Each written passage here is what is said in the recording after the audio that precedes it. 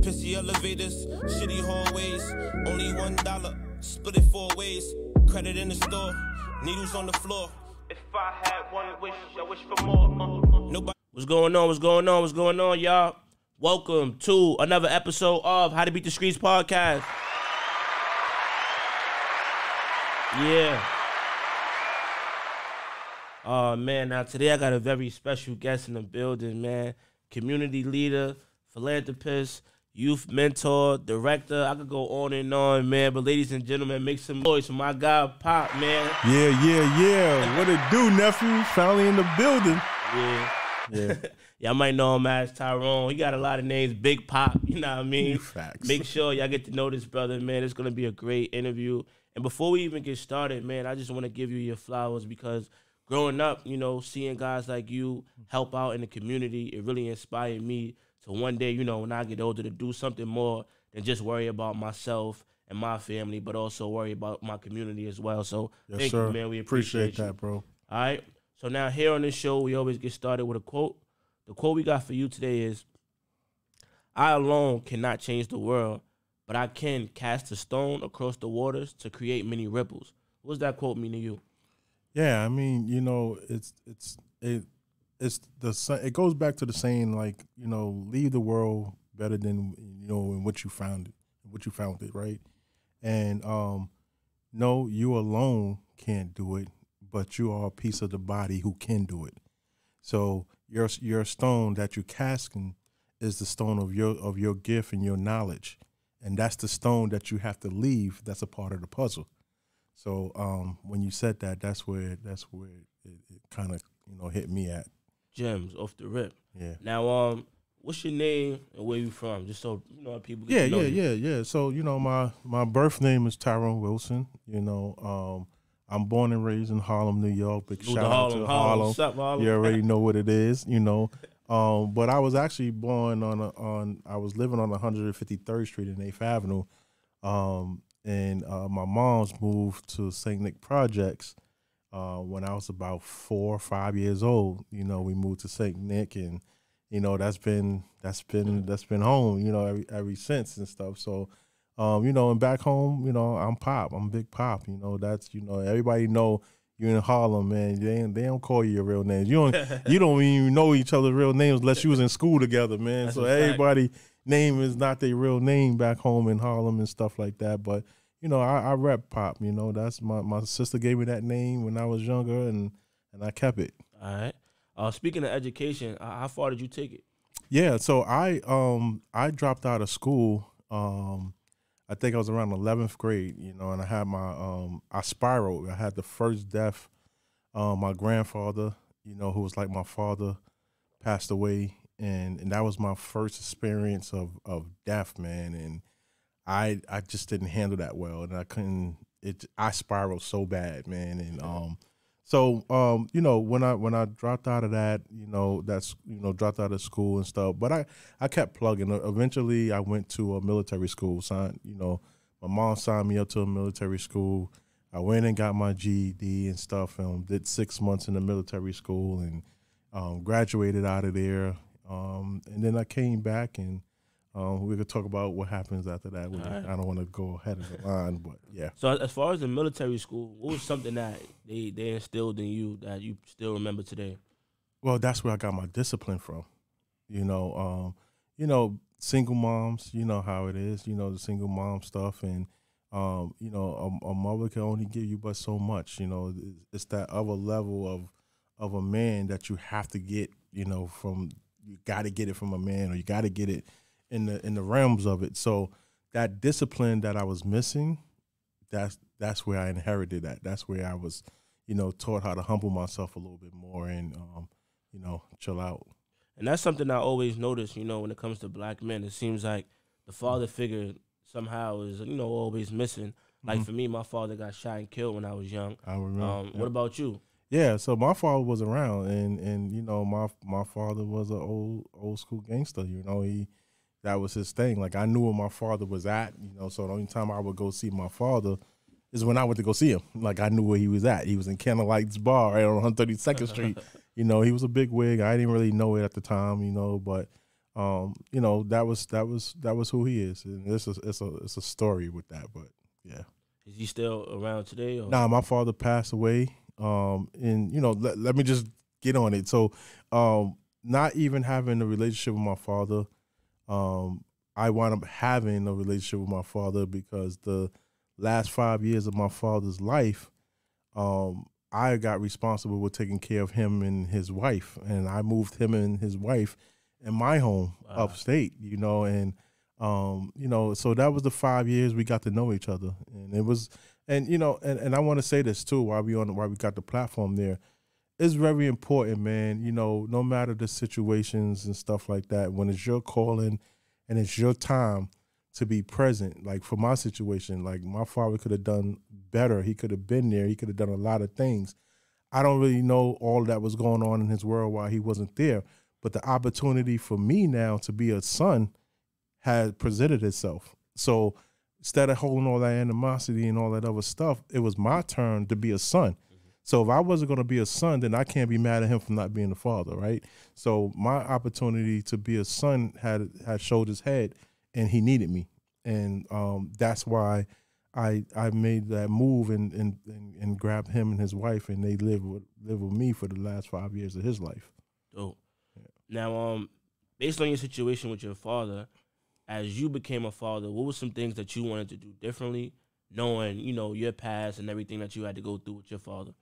Yeah, I think, you know, it's few, right? Right. You the one thing you know is that you know how it feels not having that male figure there. So that's the first and foremost, right? So if you know how you felt about that and you're not being selfish about it, you're going to step up and you're going to fill in that void to make sure that your child now doesn't fill that void, because you understand what that is. You know. So if you give it to your child, then you know that's selfish, and you can't say you don't know, because you experiencing it and now you're delivering it to your child. So, I mean, that's the most you know that I got. Be present. Be present. And that's a message to all the fathers out there. Be present. Yes, sir. Be present. Now, they would like to say that the 80s and 90s and 70s, that's like the classic era of Harlem. That's what most people would say. And you grew up during that time. Yeah. So the name of the show is called How to Beat the Streets. So we would like to know, what was like your toughest aspect of growing up in the streets of Harlem during that time? Yeah, I mean, listen, Harlem, as fun as it was so dangerous too, right? And I know that, you know, in the 80s, big shout out to my boys back home, Segnet Projects, what up? Salute. You know, one of the things which was so crazy with us is that we would fight each other all day long, but do not come play with us, you know, together, right? But the sad part about that was that we knew that every summer one of us was going to die. We knew that, right? And I remember, you know, being in the stairways or being in the lobby of 260, all of us and stuff, and you know, we would have conversations about it here and there, and you know, and internally, I think internally, we all looked at each other with you know, almost that, you know, that love that, you know, listen, if this should happen, man, we love each other.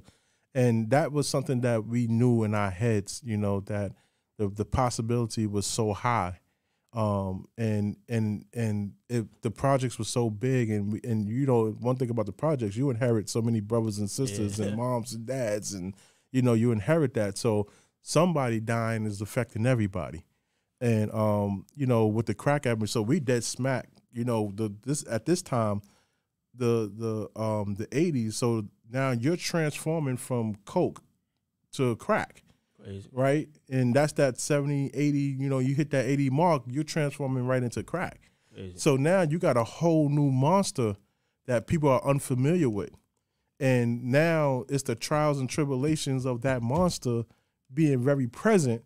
So now you're dealing with that, and that destroyed homes. That destroyed families.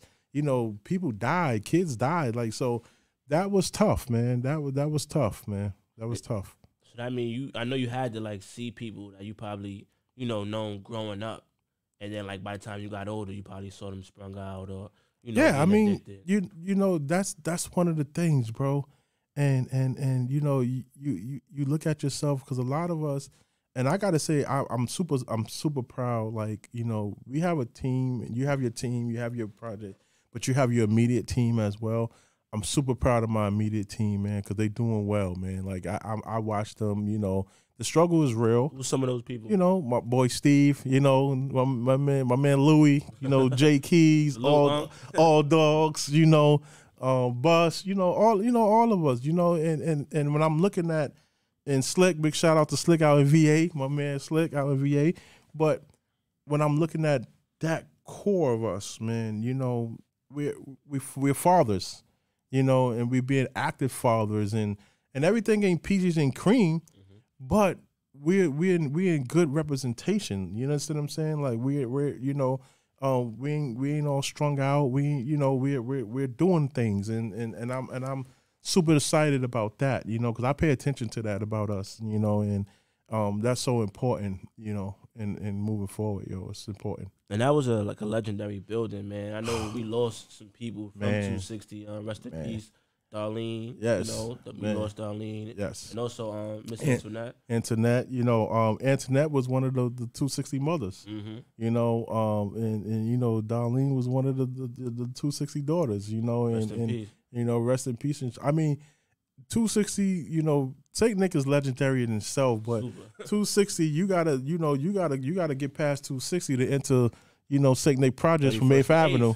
You understand what I'm saying? We was the corner watchers. Everybody knew what it was, you know, but man, we had such a childhood, bro. I could never sit here and regret our childhood, man, because big shout out to my sis, and rest in peace, Big E.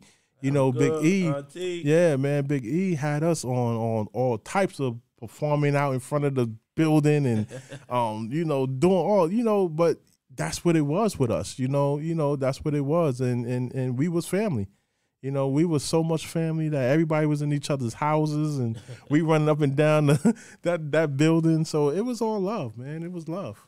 It's dope even just to hear you reflect, man. Yeah, man, it was love. Now, just thinking about, you know, what you currently got going on. Yeah, so you know, right now I'm the founder of I'm the executive director of the organization I found called Harambee.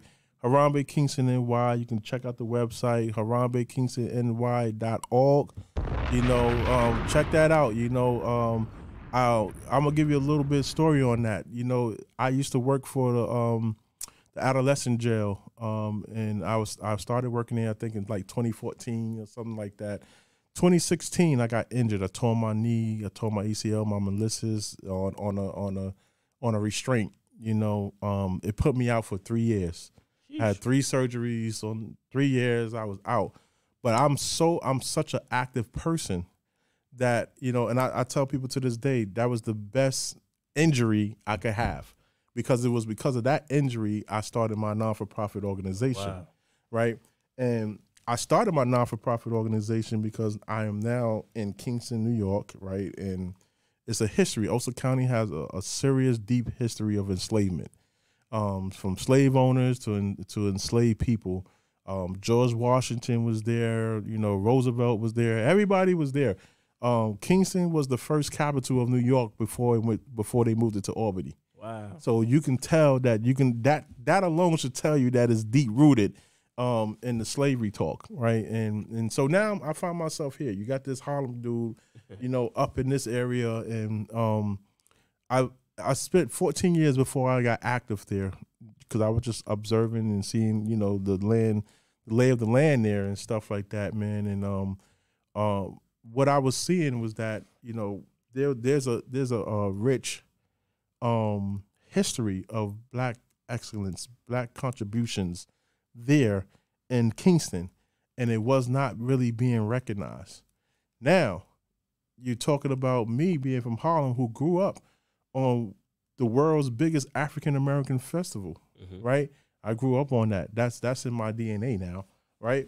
So what I do, I go tell myself in a crazy moment, I just put it in the atmosphere, but I really believed it because it came to me that way, that I was going to bring the first African-American festival to that area. And I stated that in 2017, and I gave myself 2 years to present the first African American festival in Kingston, New York, that took place in August of 2019. And man, what a turnout, man! What a turnout, bro! What a turnout! On for that, man. Yeah, what a turnout, man! And that accomplishment and like I tell you, my message will always be believe in yourself, man.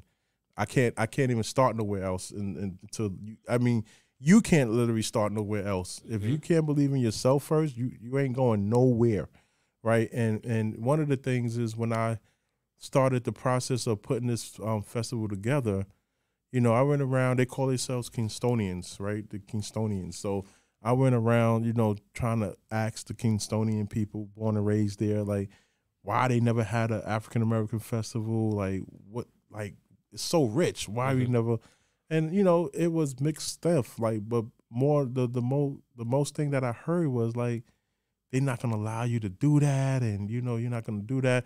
So the resilience of us, kicks in, and when you telling me I'm not going to do something, you had a better chance telling me I'm going to do it, because that might slow me up a little bit. But telling me I'm not going to do it, I done stepped on the gas, and it's on. And, God blessings and praising, our ancestors, for the coverings of it, the leadership of it. It happened, and we had well over 1,000 people that came out to that festival, and it's annual now. It's still going on to this day. Salute to you for that, man. I was definitely out there, and I performed on the stage. There was a lot of love out there, man. You're doing some great things. Yeah, absolutely. And you came out to our Juneteenth celebration, so I inherited the Juneteenth celebration, because that wasn't present, man. And a lot of us don't even know what Juneteenth was really, what it is about. Right. And this is important for us to know what that is about. You know? That's great, man. Especially, just thinking about where you came from and how far you've gone and what you're still doing for the community. It reminds me of, like, growing up, and I know a lot of people from Harlem and from St. Nick want to know this story. So growing up, my cousin, shout out to Tug, he used to play football. Yes, and his pop's bus put him on a team called the Vikings. Yeah. And I just remember I ain't play football, but I used to go to every single game, man. And what you guys was doing for young brothers in St. Nick was amazing. So can you just give us a little backstory on how the Vikings started and, just a little story on that whole thing? Yeah, I mean, the Vikings was generational. By time, me and your Uncle Bus was playing, we played together, right? And by the time me and Bus played together, we had 2 generations before us already playing. And big shout out, rest in peace to Mr. Bird, who ran, Bird Center. He ran Bird Classic, one of the founders of the St. Nick Vikings, with Bob and all of them, man. Big shout out to all of them, rest in peace, So St. Nick Vikings was generational in the DNA of St. Nick Projects. Oh. So there was there's 2 generations before me and Bus that played in the St. Nick Vikings, but you can see some of the pictures from the 70s. I'm about to say, we need some of the footage. You know what I'm saying? You can see some of the pictures from the 70s, and then you start getting into the 80s and all that, and then mid-80, I think, mid-85-ish or somewhere, it's our time, right? And I got to tell you, man, and we had former Vikings players, big shout out to Shula, and Bubba, who was our coaches during the St. Nick Vikings, they was the generations, 2 generations before us, who was now the coaches, of St. Nick Vikings, and we became that, and I think we had a good 7-8 years strong, going hard in there, and then when we finished, and after I came back from my my time in the Corps, I came back home in 98. And when I came back home in 98, I became assistant director of the same after school program, Bird Center. I became assistant director of the same program that we all grew up in. Wow. And the Vikings for that time was no more. So I brought it back to life. I brought the St. Nick Vikings. I became the coach, and me and big shout out to Nicio, who also played for the Vikings a generation before me. we became the coaches, and that's where you got Tug, and everybody's playing. Pac-Man, yeah. Everybody is on, so you can see where the generational part happens at. So it was only right for Bus to put Tug in there because Bus was a big part of St. Nick Vikings history. We didn't even know that. So yeah, he was a big part of it. Bus was our running back. Wow. He was our running back, and I know I was a lineman. I was wanting to make a hole for him, so I know what it was about. That's crazy. Yeah. And I think why you think stuff like that kind of slowed down? Because a big part of this show today, we really want to talk about the how effective giving back to your community is. Because I know a lot of young brothers' lives was changed just by being on that football field. Correct. The joy, I remember Steph, shout out to Steph, QB, I remember everybody dancing and celebrating. Yeah. It was just a lot of positivity. Yeah. So why did that, stop? And there's not a lot of things like that going on anymore. Correct. Right. I just want to know, like, damn, what happened? Well, I tell people you could never leave politics out of it. Politics play a heavy part in it, little do you know. And not only politics, you got to have people who care about keeping it alive too, right? Because it takes a fight to even have it going, right? And once somebody doesn't care enough and you don't have nobody, it's gonna go, because you still got to move with the way of the world in it. Technology is so advanced now, so even the way we used to do it back then.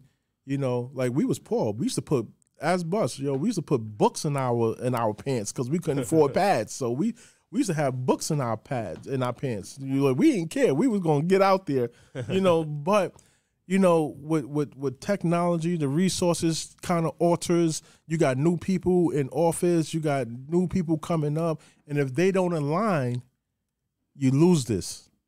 So right now that center is closed. That's so much history in there, and it's closed. Yeah. So you gotta have people who's in alignment with what the history was of it, and want the willingness to carry that, because that's how easy it is to fall through the cracks. And you got the results of what happened. I moved in 2004, and there's never been a St. Nick Vikings after I left. Man. Wow. That's crazy when I think about it, you know what I mean? And I hope that, anybody watching inspires to pick up the ball, and not just only in our community and your community as well, you know what I mean? Let's bring it back, man. Football, basketball, baseball, soccer. It's so healthy, bro. As a teacher myself, I just be looking at the youth, and I just be thinking like, man, you guys need more, you know what I mean? So I'm just hoping that this inspire a lot of people out there to just keep stuff like that going. Yeah, it's so healthy. We had everybody. Ash Cash, we had all of them on there, and I remember Steph probably gonna kill me for this, but Steph was scared to get hit, right? And one of the things I did to Steph was, in order for me to break him, because I saw Steph's talent way before he even realized he had it, right? And the only way I knew how to bring it out of him was to do what we used to do, right? Put Steph in the middle. Have the whole team in a big old circle, give everybody a number. I call the numbers out, they come and hit him. He don't know where the hits are coming from. But let me tell you this, Steph went through that. And you see what Steph turned out to be after he got comfortable with understanding that he lost that fear of being hit. Steph became a savage. He was a hell of a quarterback. And that's just some of the stories right there that that happened. That's why stuff like that is needed and it's important. You know what I mean? Yeah. Now, getting back to it, right? So, thinking about how to beat the streets, what was the moment, in your life where you knew, like, damn, I gotta do something different? Because I feel like, especially for all the young guys that watch the show, I be trying to pull from great people like yourself. Yeah. That moment where you knew, like, all right, I gotta switch up. So hopefully somebody that's watching could learn, like, okay, these things are happening. And just like when I watched the episode with Pop, I think this is the time for me to, make that switch. Right. So what was it for you? So I think that one of the things is we always know. Listen, you are you all the way, right? You know if you want to be in the life and you want to stay in the life, you know if you want to get out of the life, you want to get out of the life, right? Now, what happens is that when you hit those moments, it's the fear of going over the ledge to get yourself right if that's what you want to get, if that's what you want to do. It's the fear of going in that world that you're not familiar with that's going to help you get right. So for me, I knew that I had something in me. I didn't know what it was, but I knew it was there. And I knew that, you know, I wasn't having a good feel about a lot of the stuff that we was doing. And I understood, but the thing is, I understood. See, the projects is exactly that. It's a project, right? And when that's why I say, when you have self-knowledge, then you know that you are in a project. And you know that if you are in a project, you're not in control of your own world, right? And I knew that at a very young age. And one of the things was, for so long, for many years, I wanted a way out, and I didn't know how to do that. And what happened was, when I went to the military school, as I said, that discipline, when I got back, I was a changed person already. So now I had to build on that change. You know, I had to, because if I would have just sat there and let it go, it was over. It was over, right? So I knew I had to do something else. So what I did was, unknown to my mother, I enrolled myself in a domestic Peace Corps. I enrolled myself in the Army. I filled out the applications for the Army. I filled out the application for this domestic Peace Corps, with no intentions that they was gonna call me, because I'm just as hood as I wanted to be, right? So I'm like, they not gonna call me. They ain't, you know. But bro, I got a acceptance letter from the domestic Peace Corps. I was in shock, bro. I couldn't believe it. Now, what is that for people that don't know? So the domestic Peace, well, it's called right now is actually the AmeriCorps right now, right? So I was in the AmeriCorps when Bill Clinton first signed it in office, I think 94, 95, right? He signed this thing. So what it is they fly you to, they have like 4 different locations, you know. They sent me to, I picked Denver, Colorado, because at this point I was challenging myself, because I knew I just had to get away. I had to get away, and I had to put myself in a place where I couldn't get back, because that's to stop me from running away from, you know, whatever I had to face. Don't run away from it. So I chose somewhere all the way across in the West, Denver, Colorado, right? They send me a ticket. They fly me to Denver, Colorado. They pick me up at the airport. We are sent to an Air Force base. Now, I'm in a world right now where I don't know nobody. I don't have no family. I don't have no friends. I'm hundreds of miles away from New York. And that was my challenge, right? But I got to say, that was one of the best things I ever done for myself in my life. I traveled to the United States. It's basically, you know, and I want to send you this stuff, because a lot of your kids can go to, because this thing is from 18 to 24 years old. If they're not ready to go to college, they can enroll in this. They get money for schools. You know, it's a up to 2 year program, and they can get stipends and all that other stuff. You travel all over the United States doing community service, bro. And here I am. You know, I never knew what a hippie was, bro. You went out there. Until I went out there. You know, my roommate was a hippie dude. He had a whole van with a bed in it and these lights and like, I ain't never know listen, you know what it was. You don't, after you go past 110th Street, you know, that was considered white America. We never went down there unless we was working or going to court. You know, it was so separated. So, you know, so for me now, I'm in a whole world of all this diversity, man. And I got to say, you know, that was the best thing that ever happened. Because on top of the discipline that I got for the military school, I have now learned all this social knowledge.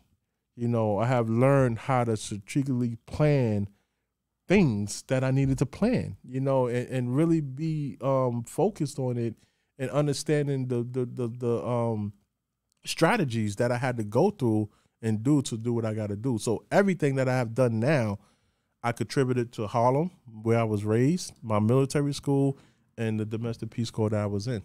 That's dope, man. And that makes me reflect. I'm writing a book right now called How to Beat the Streets. And one of my chapters is called Stoop Kid. And basically, like, it was an episode of Hey Arnold. I used to watch that when I was younger. And they was like, Stoop Kid's afraid to leave his stoop. They was bullying the dude. So I flipped that and I basically said, like, one way to beat the streets is by, stepping outside of your comfort zone. Yeah. Because I feel like once you step outside of your comfort zone, you get to see things from a different lens. Absolutely. And for me, it was going away to college. Yeah. Like, when I went away to Buffalo, my roommate was white. And as soon as I went out there, I'm like, damn, I'm looking at this dude. And the same thing, I'm from Harlem. The way we move is different. You know what I mean? The first Friday in college, I got the Pradas on, the Mermot, Scully matching. He looking at me like, yo, you doing all of this just to go to a party? And I'm like, yeah. And he's putting on, like, clothes that he wore 2 days ago and comfortably being able to go to the party. And right there, I was learning. He was like, man, I don't care about no clothes. Like, his closet, nothing. But, like, snacks and my closet, filled with all designer, all this other stuff. Yeah. And that was my first, like, lesson of, like, you don't live like me at all. Yeah. All the things I worried about, he wasn't worried about. Like, even when we was going to the party, I'm looking around. I'm like, yo, what's that over there? He like, dude, chill out, man. Yeah, and I was like, every day chilling with him, it was kind of like breaking barriers in my head because I was just like, damn, all the stuff that I knew, his world was totally different. And we just was building from there. And that was just started me getting outside my comfort zone and realizing everybody don't live this way. Yes, sir. Everybody don't have dead homies. Everybody don't go through these type of things. Right. So. Oh, absolutely. And a lot of us back home, we never went across the George Washington Bridge, So, when you get out there and see this type of world that we are in, and then you see that there's a whole bigger world than what you had known, it's going to open you up. It's going to open you up, and it's going to open you up for better or worse, and it depends on where you at with it. And that makes me think about a segment on the show. I always talk about how important learning how to take L's is. So what was, like, your biggest L? Like, I know growing up, we all go through a lot, but, like, what was one of your toughest situations that you thought, I don't know if I could get through this one, but you was able to, find your way out? Well, as we spoke earlier about, my schooling, right, and that first death, of really experiencing that first death, and that was an L in my life that I didn't think would be fulfilled, because this was a man who was giving me the fulfillment of understanding what a man is. In my life, he was the only piece that was given me, and I was young. So when he died, my world died. Like, I thought that it was just, like, over. Like, it was like, how am I gonna learn how to be a man? Like, how am I gonna learn how to, who I am? Instead of saying, like, he used to sit there and play checkers with me. He said, we're not gonna play chess, we're gonna play checkers. And he taught me something in checkers, But he was the first one that told me chess is not the way of life. Chess is only a strategy.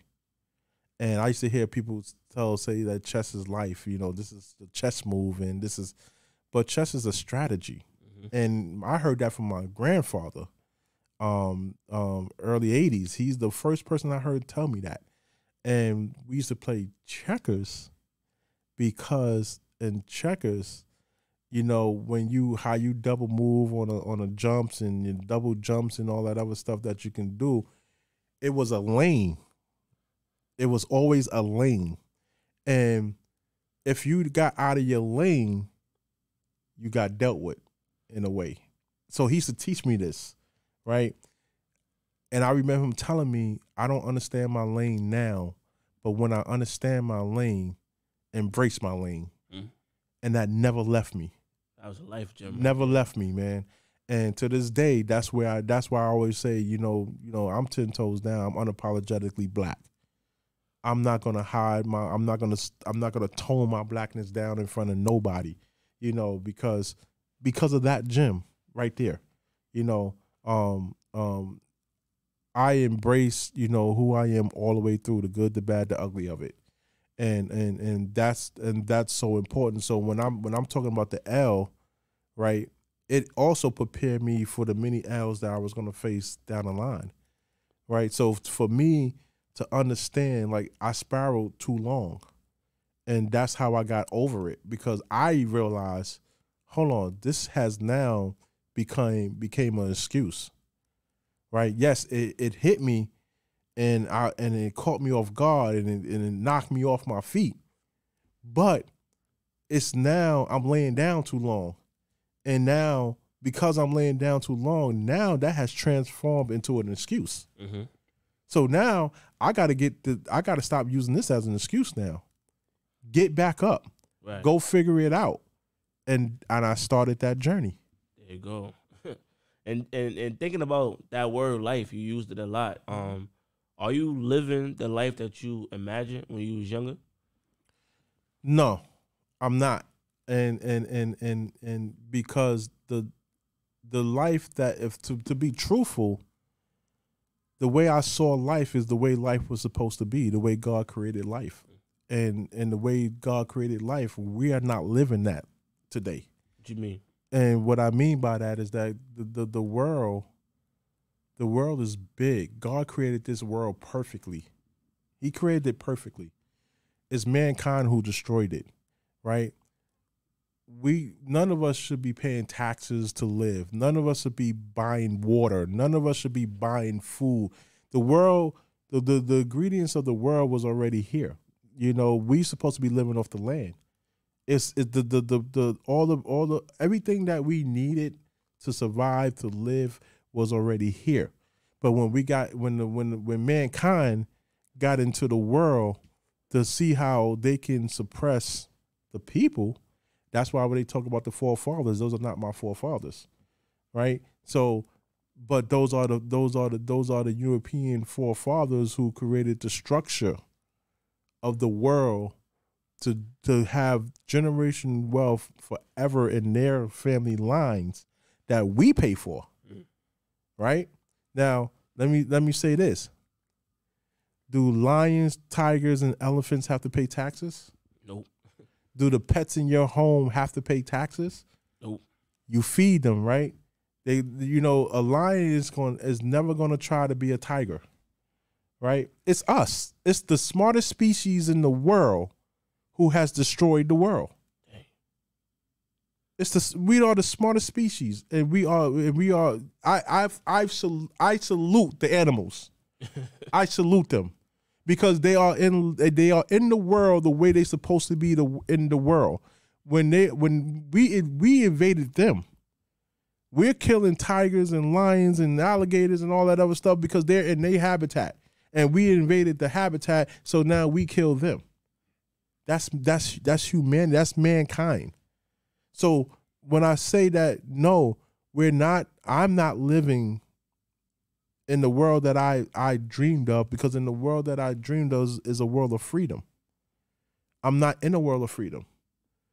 I'm not, because here it is. I got to go work hard, and I'm being taxed on my earned dollar. I'm being taxed on my earned dollar. Who says they have the right to tax me? And who says they have the right to tax land? Who said that they own that land that we have to buy? Yep, it's hard. Right? So if you asking me, and we're going to be in our truth, nobody's living in the world that they fantasized. If they understand what the world was supposed to be. Right. You got to understand what the world was supposed to be first to even say that. So you look at the habitats that we have, the greeneries and all that other stuff, and we destroyed it. Look at the buildings, look at the high buildings, look at all this stuff, look at the roads, look how we cut into the mountains and all. We did that. So, I think the hopes, so to come a little bit up. I know that was very deep. I just want to go there, what I'm saying? I know it's very deep, but to come a little up from that. And if you take it in the world, okay, now I understand what the world is, and then now what did I envision myself being in the world now that I know what the world is and all that other stuff? I couldn't tell you what that was going to be, right? Because my whole world has been survival. My whole world has been survival, right? And it's been, to this day, teaching people how to treat me. To this day. Wow. And as long as I have to be in that space, and I have to own it, right? As long as I have to be in that space to continue to teach people how to treat me, I'm never going to be in the space of a reality of what I really wanted to do. Man, that was deep. Now, thinking about everything you said, you know what I mean, mental health is important, especially for the black man. What brings you your greatest joy? What brings me my greatest joy? I love seeing people happy, bro. That, you know, the festivals that we do, those events that we do, like when you came up, I can't even tell you, bro. Like, you know, because you nephew, man, and you know, I know Pops, I know, God bless his soul, I know Mom, I know, right? So to see you, because I know you as the youngin, you know, I watch you come up, right? And so to see you, and that's my thing. Like when I have these events, I usually go in a cut and go somewhere where I can just look, you know, without being interrupted, because people come walk up to you and they want to talk to you, they want to do all that, but I'm really just trying to embrace that moment. You understand what I'm saying? So I'll go up in my office and look out the window of the whole thing. I'm in my joyous feeling, man, when I'm seeing people like gathering and they talking, they networking. You got performances, you got vendors, you got, like, I love that stuff, because to me that's who we are, man. You know, we African people, we're festive. We're festive people. So it's no surprise why I feel the joy when I see it.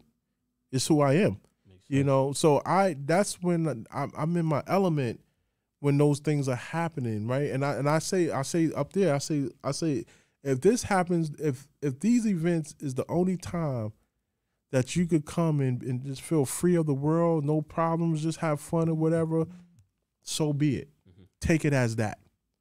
You know, take it as that, because we're not supposed to be in this earth miserable like this. Right. We're not supposed to be. It wasn't created for us to be like this. And that's real, man. Now, this part of the show is the question of the day. Normally when I got a guest up here, I either like ask people that know of you, or I share your story, and I be like, I got a guy like this coming up. What kind of question should I ask?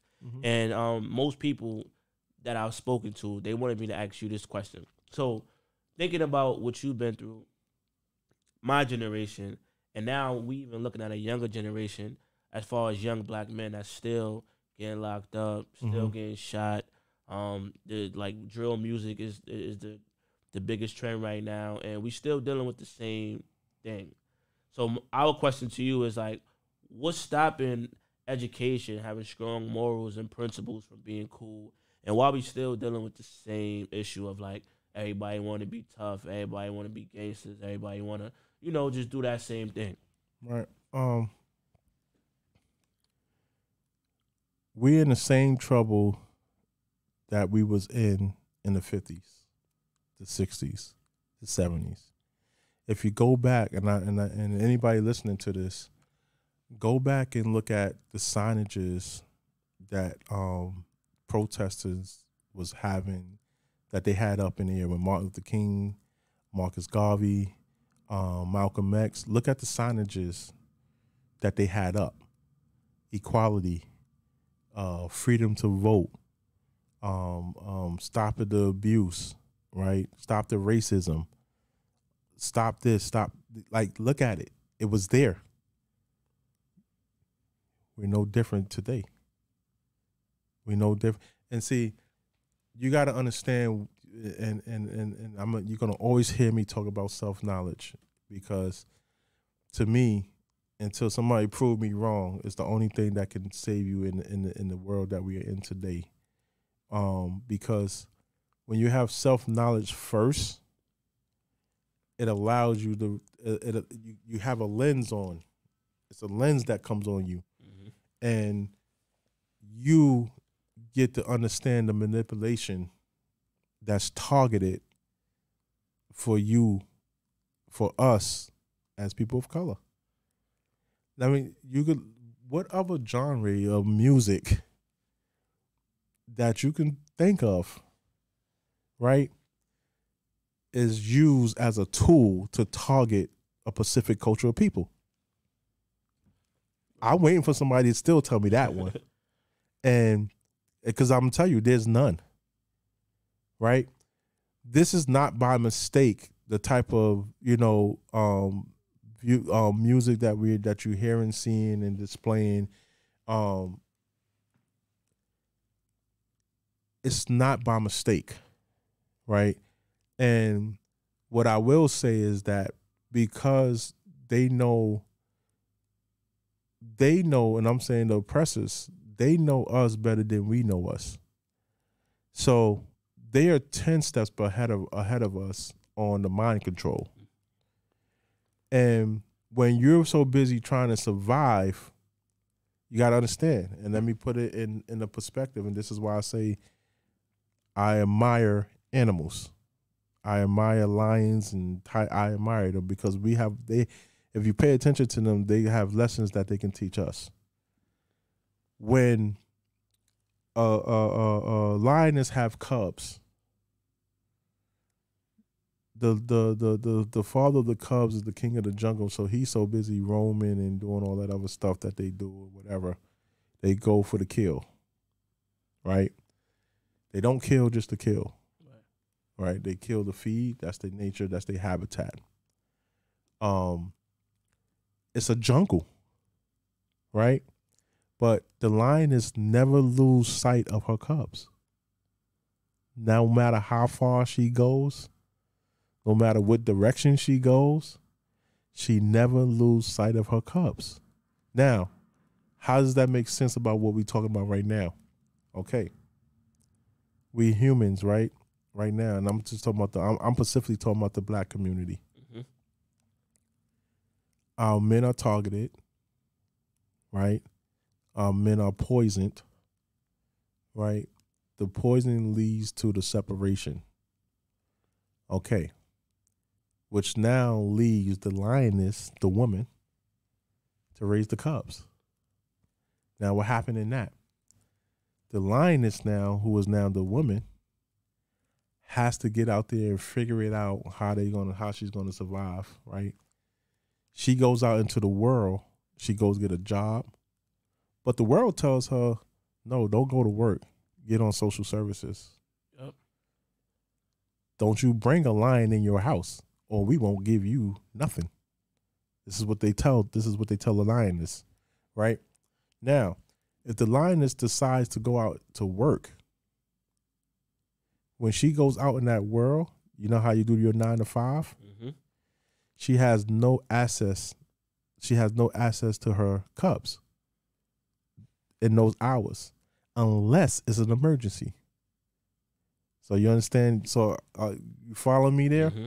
So what I'm saying is that that's enough gap of missed time to be infiltrated, to have your kids infiltrated, to have you infiltrated, because now you're worried about having a roof over your head and food on the table and the health of your babies. How could you survive that? Yep. So it's a system, and you will not be able to see it if you don't have self-knowledge. I want to say, I don't want to keep saying self-knowledge and leave you out in the atmosphere. The self-knowledge that I'm talking about is first understanding who you are from head to toe. What triggers you? What makes you happy? How you feel when you're sick? Yep. Do you understand when your body, because your body tells you, your body talks to you. Do you understand that? All right. Once you galvanized all of that, and then it brings you to who you are, it is these type of things that you will start seeing. And I want to piggyback off that because a lot of people always ask me, yo, how you was able to, go to college, graduate, get a master's degree, get into the work world, change your whole life around. And it was the knowledge itself that changed my whole life. I just had to look at what my father went through. Yep. My grandfather did 20 years. Mm-hmm. My father got shot and killed. Mm-hmm. And then I started looking around. I'm like, oh, nah, everybody keep doing the same thing. Yeah. So how about I go against the grain and try everything that everybody's not doing and see how that works out for me? And there you go. It was that simple. I mean, really, like, you know, I knew your pops. We all played spades in front of 260 and all that stuff, and as he was dancing and doing what he was doing. Yep. But what I'm saying is that even with your pops, let's talk a little bit on that, right? He was out in the entertainment world. That's what he did. Yep. You understand what I'm saying? That's that entertainment world, even at that time, is at the same magnitude that it is today.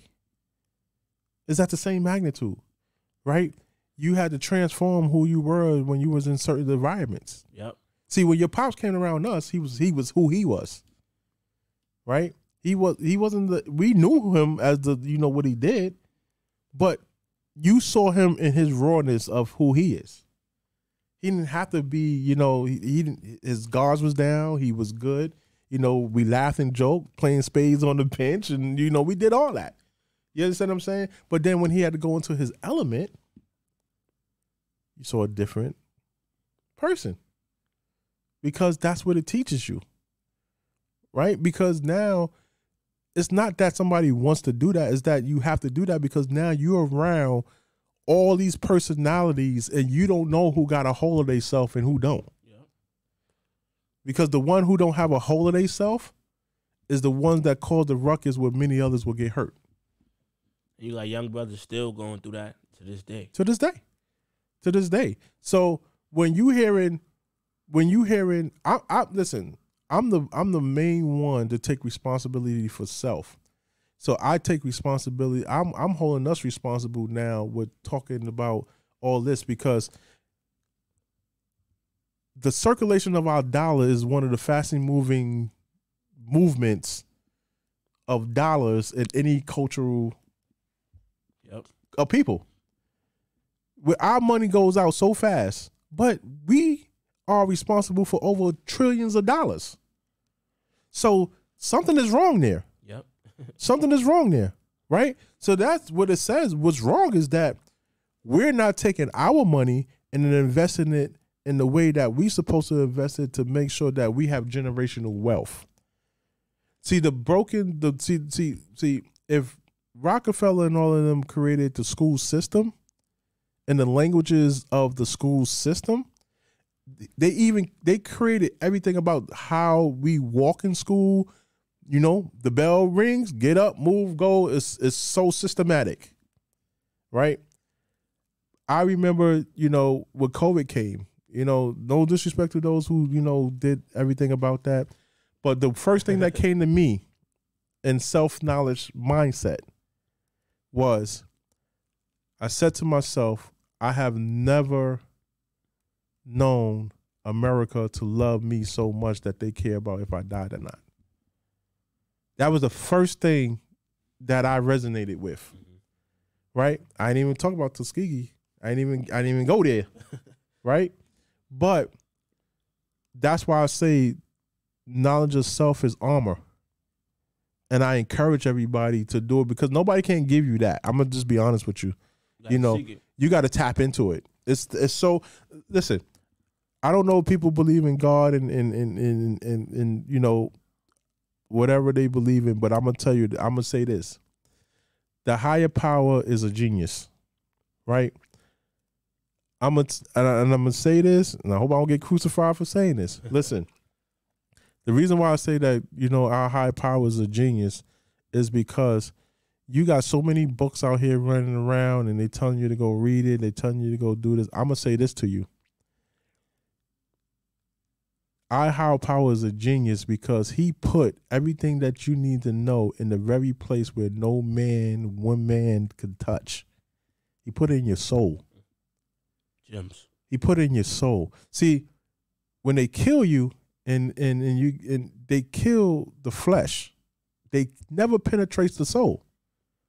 So what is the very perfect place to put everything that you need to know about who you are and what you need to go, and that voice that you hear that you probably ignoring and all that other stuff, that's what's stored in your soul. And that's why I say that nobody can give you that. It's there for you to tap into. And that's why I say that. It's there. Just tap into it. You know, Now, thinking about, everything you said, we got 2 more segments before we wrap up. Putting you on segment, I want to keep it in the direction of self-knowledge. Like, so can you just put us on to, it could be a book, movie, podcast, a song, but something that you always, listened to or read or, studied that helped you in that journey, and then just share it with us? Yeah, I watched Malcolm X, Martin Luther King, and Muhammad Ali was my 3 who I watched. I watched how they tried to make these brothers go against each other. And there's a clip out there with Muhammad Ali and Martin Luther King Jr., who they had an internal private meeting and didn't allow nobody in there, and all outside the other door was nothing but reporters. When they came out of that meeting that they had, the first thing they tried to do was ask them about what that meeting was about, so on and so on. The deflection, and I encourage everybody to go look at it, YouTube it, just put Muhammad Ali and Martin Luther King talk about private meeting. The deflection that they gave those reporters was amazing, right? And the reason why I tell people to go look at it, because what you are able to see in that, you're able to see 2 powerful people, as elite as they are, put all the blow up head stuff away, and they was in one accord. So when you talk to one, you heard both of them. And when they try to separate them in the conversation, you heard both of them. It's important, man. It's so important, man, that you understand that, because it is the division that gives them power, right? And that's what if you understand, like everybody understand, like, when the Superman, kryptonite was his weakness. What did Superman do? He stayed away from kryptonite. So I'm saying the same thing. Like, stay away from that kryptonite. Don't allow that kryptonite in your space. You got to be on one accord, so that you have that understanding about what is your responsibility. You a teacher, nephew. What is your responsibility, right? And if you don't understand that, you just present. So now, what I understand about self-knowledge is I understand my purpose now. I understand my responsibility. So when I do these events, and even when I do these talks, I'm a representative. I'm a representative. I owned it. I submitted to it. I'm committed to it. You can hear it. Right? I'm a representative. This ain't my world in my way. This is coming from a higher authority that is being delivered through me. Everybody has this talent, and especially in a purpose in life that you're gonna have to tap into. And so many people miss it. Right. Because they don't believe in it. But once you grab a hold of it and you understand it, that's not work. That's not work. I don't work.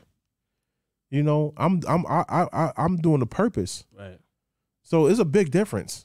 I'm on the purpose, and whenever I always say that is when God says it's time for me to rest, is when I rest. And I agree with you, and I definitely feel the same way. A lot of people ask me how I became a teacher or why I became a teacher. And I always say, man, if it was up to me, I would never be a teacher. I didn't want to be a teacher. I was a criminal justice major just trying to learn law. And it just happened this way. And this year, I just had the highest state test data on the math state test. So we can clap it up. Look at that, man. That's a fact, yo. Yeah. That's a fact. and that's really what's happening. Like, so I look at what you're saying and I reflect on that too. And I'm like, yo, it's a fact. I hope y'all listening, because, sometimes if you just walking in your journey, you doing positive things, it'll just align itself and you just got to keep going. That's it. You know what I mean? Now, imagine us in the Magic Johnson Theater. We watching the movie, because your life is definitely a movie. What would be the 3 key takeaways when we at the end of the movie, everybody walking away after watching the Life and Times, a big pop? Yeah. What do you think? So definitely, you'll see the struggle, right? You'll see the determination. right? And you will see the purpose. Those are the three things that comes to mind.